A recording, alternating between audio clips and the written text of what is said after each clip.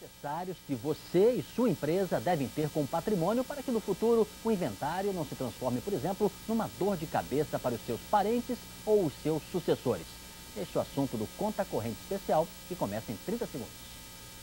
Só a Folha tem cadernos para tudo e para todos. Música, comportamento, cuidados com o corpo e a mente, literatura, filosofia, artes, conteúdo para crianças, conhecimento, turismo. Tudo isso por quê? Só a Folha. É com a Folha. Ligue 0800 15 8000 e assine o maior e mais completo jornal do país. O brasileiro não tem o hábito de discutir abertamente o testamento e a herança ser deixada para os descendentes. Na empresa, sucessão pode ser um assunto proibido. Talvez por isso muitos inventários se arrastam por anos. Mordida do imposto de renda poderia ser menor se um planejamento fosse feito com profissionalismo. E para conversar sobre este assunto, convidamos dois especialistas. O consultor Gilberto Orsi, da Orsi e Barreto Consultoria Empresarial. E o advogado tributarista Leonardo Browne, da Branco Consultores Consultoria Tributária. Será que nós somos supersticiosos demais? Essa falta de hábito de discutir abertamente o futuro se dá por conta disso, será? Com certeza, Sidney. O brasileiro não tem o hábito de conversar sobre o aspecto de sucessão. E isso, evidentemente, que dificulta qualquer planejamento que possa ser feito antecipadamente, minimizando os impactos tributários a serem aplicados no caso dele. Agora, isso é um hábito que está mudando ou é preciso mudar na raça? Eu acredito que esteja mudando também, né? Eu acho que o brasileiro está constantemente sendo vítima, entre aspas, dessas mudanças tributárias.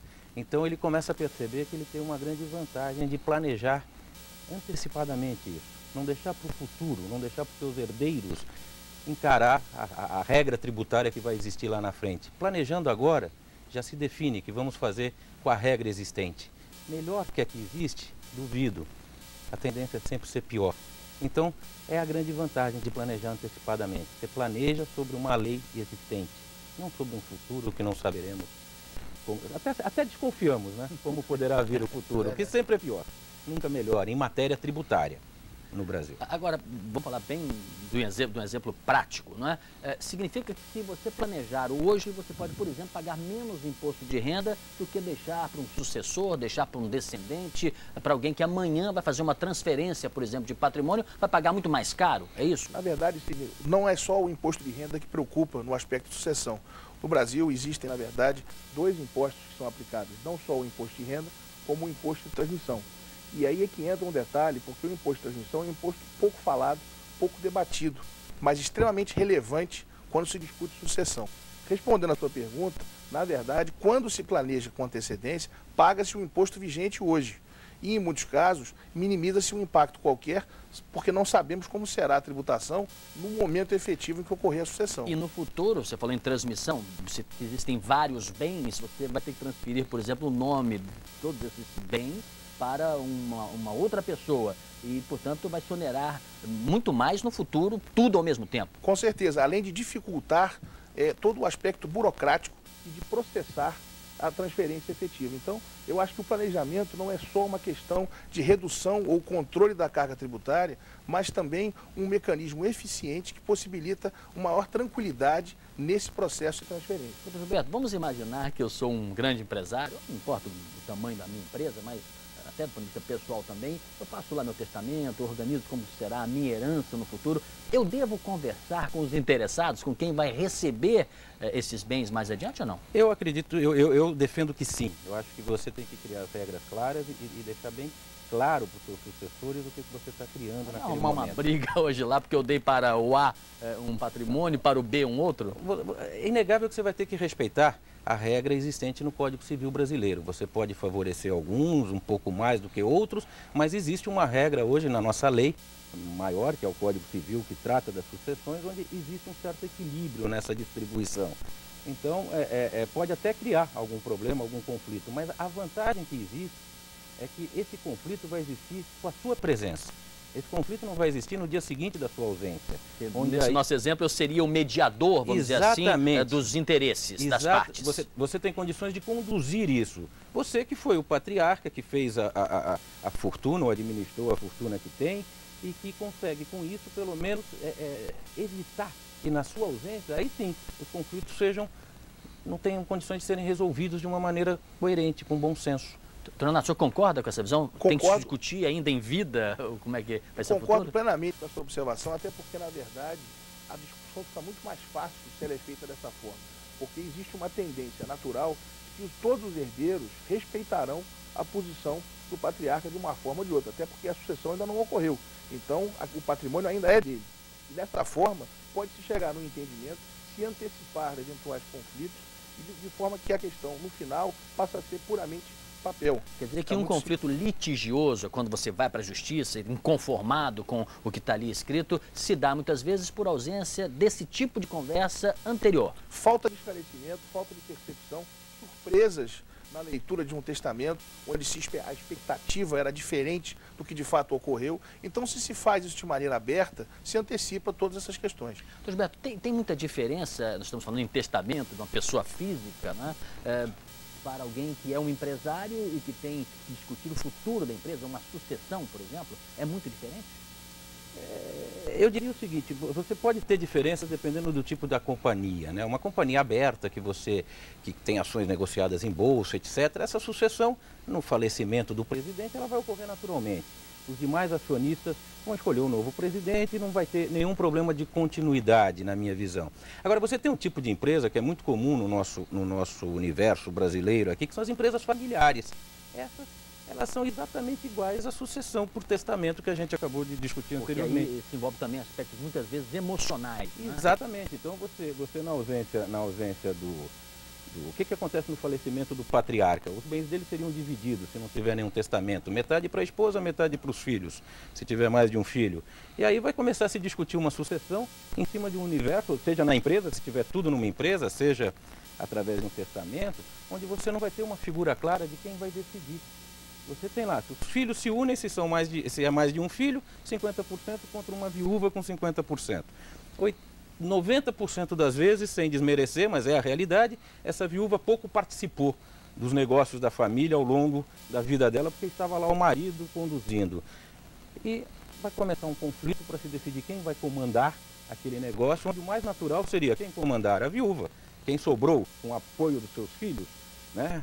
Todos eles apoiando, enfim. Então, na empresa familiar, você ainda tem um problema sério, onde o planejamento antecipado pode deixar isso de uma maneira clara, esclarecida no próprio estatuto da empresa. Agora, num caso ou no outro, o ideal é que a sucessão seja feita abertamente, com transparência, como vocês disseram, e num certo tempo, tem um time, vamos dizer assim, né? Qual é o ideal? 10 anos, 5 anos, 1 ano? Como é que deve ser feita essa sucessão? Isso varia muito em função do tipo de negócio e do tipo de relacionamento que existe entre a família. Na verdade, eu acho que o ponto principal numa sucessão de empresa, por exemplo, é a avaliação por parte do patriarca se os filhos têm talento para dar continuidade ao negócio. Porque muitas vezes o que se faz é a conclusão de que, na verdade, os filhos não têm interesse ou competência para tocar o negócio adiante e faz então um planejamento de venda, por exemplo, onde o negócio pode ser vendido, os recursos podem ser partilhados e os filhos podem então investir na carreira que efetivamente tem interesse. Ou uma administração profissionalizada tenha sido preparada anteriormente, a sucessão para isso, né? Exatamente. Então, todos esses debates são fundamentais para o que nós estamos falando de proteção do patrimônio. Não necessariamente a atividade fim da empresa é o que vai propiciar isso a todos. Então, essa avaliação é fundamental. E tudo isso, numa conversa aberta, é feita. Com relação ao timing, isso depende muito. Na verdade, é o timing que o patriarca se sente à vontade para conversar sobre esse assunto. E isso varia muito de pessoa para pessoa. Gilberto, você lembra alguma história que você participou como advogado, como consultor e que foi necessário fazer ali uma mediação para tudo acabar bem? Lembro. Claramente a gente teve uma das primeiras holdings, empresas familiares que foram criadas com o objetivo de sucessão, foi muito antes de eu imaginar trabalhar nessa área. Foi nos anos 80, de pessoas próximas, de famílias próximas às nossas, que criaram. Isso perfeito foram criadas, foi meu primeiro contato com o planejamento de sucessão, que era raro naquela época. Essas duas famílias criaram.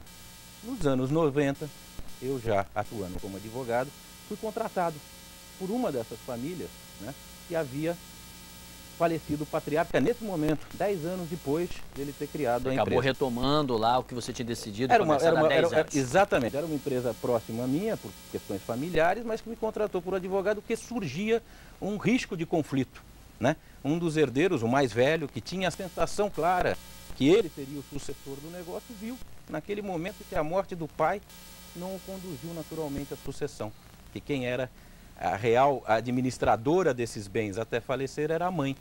E com isso mostrou que aquilo que foi feito muitos anos atrás teve um valor incrível, onde essa família até hoje convive naturalmente, administrando seus bens sem um problema de dilapidação do patrimônio, sem os problemas de inventário, enfim. Foi um exemplo claro de algo que foi feito há muito tempo atrás com planejamento que funcionou. Né? Esse é o aspecto positivo. Agora, o interessante é quando tem esse desentendimento de familiares. Repare, não é um filho inconformado porque achava que a mãe talvez não fosse a melhor gestora, né? Esse tipo de desentendimento é comum acontecer? Olha, isso é muito comum e normalmente ele é a principal causa do atraso e dos problemas todos que ocorrem nesse processo de sucessão. Eu trabalhei num caso, por exemplo, muito interessante, onde o cônjuge de uma das filhas, que era herdeira, se sentia, na verdade, na posição de gestor, de sucessor natural, por ter uma relação muito próxima com o antigo sogro. E talvez até ela também concordasse, achasse que ele era a pessoa qualificada, embora legalmente Exatamente. Uma discussão. Então você imagina uma situação de uma reunião de família, se debatendo assuntos acima de um patrimônio extremamente relevante, onde na verdade uma pessoa que apesar de ser membro da família não era um herdeiro legítimo efetivo, discutindo e debatendo questões extremamente relevantes para todos. Então o clima esquenta, a coisa fica bastante importante e isso é mais uma vez um motivo pelo qual uma sucessão antecipada elimina esse tipo de discussão. Agora, o trabalho de vocês, por exemplo, pode se dar nesse planejamento, ainda em vida, para que tudo corra bem, como pode se dar também no momento posterior, como foi o caso que está citado aqui, doutor Gilberto. E quando a família, por exemplo, não tem condições de administrar, não tem condições financeiras de pagar impostos de transmissão, de gerir aquele patrimônio deixado, e qual é a melhor maneira? É parcelar, é fazer com calma? Como é que ela pode resolver isso? O que acaba ocorrendo, que a gente vê com frequência, principalmente na área jurídica, são inventários que não terminam exatamente por esse motivo, né? Então tem inventários aí, eu conheço alguns que estão há mais de 20 anos, né, doutor, em aberto, em função de não ter efetivamente dinheiro para se pagar os tributos ou ter que vender um bem rapidamente para poder se pagar os impostos. Pode deixar o inventário em aberto dessa maneira? De uma maneira prática, sim, mas cria problemas seríssimos, né? Porque você deixar o inventário em aberto, você não define efetivamente a divisão dos bens. Você pode estar prejudicando algum dos herdeiros, ou pode estar prejudicando a viúva ou o viúvo, quem tenha sobrevivido, perdão, em função de você não efetivar a divisão. Mas a pessoa pode, por exemplo, receber aluguéis ainda com o inventário em aberto? Não, aí sim, sem dúvida pode, mas você a cada momento você pode definir no momento inicial que aqueles aluguéis vão ficar à disposição do herdeiro A, B ou C, você consegue um alvará na justiça para isso, aí o juiz determina por prazo ou prazo indeterminado que aquele aluguel todo mês vai ser depositado na conta de um dos herdeiros. Já é uma dor de cabeça, né? Já é uma dor de cabeça, sem dúvida nenhuma. Né, já fica difícil você naquele momento, não é difícil porque o inventariante tem autonomia para naquele momento solicitar ao juiz. Normalmente o inventariante é um dos herdeiros, né? Na maioria das vezes é o viúvo ou a viúva, com raras exceções. Então o viúvo ou a viúva que naquele momento define que aluguéis, renda fica para ele próprio. Mas dá para parcelar, por exemplo? Tá bom, está em aberto o inventário, mas a pessoa quer ver aquilo resolvido. Ela pode negociar de alguma maneira isso? O Estado do Rio, por exemplo, permite o parcelamento do imposto de transmissão em até 2 anos. 2 anos? Em 2 anos. 24 parcelas, por exemplo? Porque esse imposto efetivo, que é o imposto que se dá por força da sucessão e da transmissão dos bens, ele é um imposto estadual. Então cada estado tem a sua autonomia para definir alguns critérios. Então o ideal é que a pessoa veja a legislação, aí vai ter que consultar um advogado também do seu estado. Do seu estado, exatamente. Isso é fundamental porque os conceitos são diferentes. E um outro aspecto que eu acho relevante mencionar é que no Brasil a sucessão ainda é um item relativamente barato se comparado a outros países do mundo. Nos Estados Unidos, por exemplo, o imposto de transmissão pode chegar a 50% do patrimônio. Então você imagina a relevância que uma discussão e um planejamento antecipado tem nesse processo. Porque, na verdade, você de fato pode ter que realizar todo o patrimônio para poder cumprir uma obrigação fiscal. E no Brasil, o senhor tem ideia do patrimônio, de mais ou menos o percentual? 4%.